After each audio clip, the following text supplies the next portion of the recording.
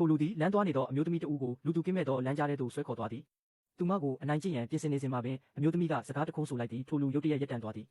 အမျိုးသမီး၏လက်ထဲတွင်တင်းကျပ်စွာစုပ်ကင်ထားသောဆေးအိတ်ကိုသူမြင်လိုက်ရသည်သူသည်မိမိ၏ရုပ်မာသောလက်ကိုချက်ချင်းပြန်ရုပ်လိုက်သည်ထိုမိခင်ငယ်၏စကားတန်ကသူ့ကိုတတိပြန်ဝင်လာစေခဲ့သည်အမျိုးသမီးမှာအသက်ရှင်ဖို့တစ်ခုတည်းကိုသာတွေးနေမိသည်အိမ်တွင်တစ်နှစ်အရွယ်ကလေးငယ်ကဖျားနေသည်သူမသာအိမ်ပြန်မရောက်ပါကကလေးငယ်အနေရရှိနိုင်သည်သူမ၏နောက်ကျောဘက်တွင်ဓာတ်တစ်ချောင်းမြေပြင်ပေါ်သို့ပြုတ်ကျသွားသည့်အတန်ကိုကြားလိုက်ရသည်သူမသည်နောက်ကိုလှည့်မကြည့်ရဲပဲရှေ့သို့နှစ်လမ်းတိုးလျှောက်လိုက်သည်သူမအနေရကင်းကင်းဖြင့်ထွက်သွားနိုင်ဖို့သာဆူတောင်းနေမိသည်မိမိ၏ရဲရင်မှုကဤလူတက်သမားကိုထိခိုက်စေလိမ့်မည်ဟုသူမလုံးဝမတွေးမိခဲ့ပေအမျိုးသမီးရပ်တန့်သွားသောအခါထိုလူသည်ထောက်တစ်ခုတွင်လျင်မြန်စွာပုံကွယ်လိုက်သည်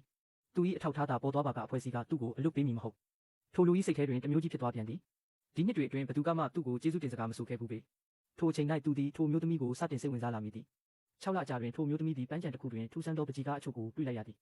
ပကြီးကားတွေကပုံရိပ်များသည်မျက်လုံးများမပါရှိတော့လဲထိုမစုံလင်သောအလှတရားကသူမကိုဆွဲဆောင်သွားသည်သူမသည်ထိုနေရာတွင်ခင်မုန်းဖြစ်သူနှင့်ကလေးငယ်တို့နှင့်အတူဓာတ်ပုံရိုက်ရန်ဆုံးဖြတ်လိုက်သည်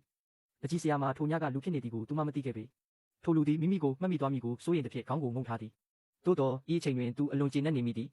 သူသည်ဤအမျိုးသမီးကိုတစ်သက်လုံးစောင့်ရှောက်သွားရန်ဆုံးဖြတ်လိုက်ပြီးထိုမိသားစုပုံတူပကြီးကားထဲတွင်မျက်လုံးများကိုဆွဲထည့်ပေးလိုက်သည်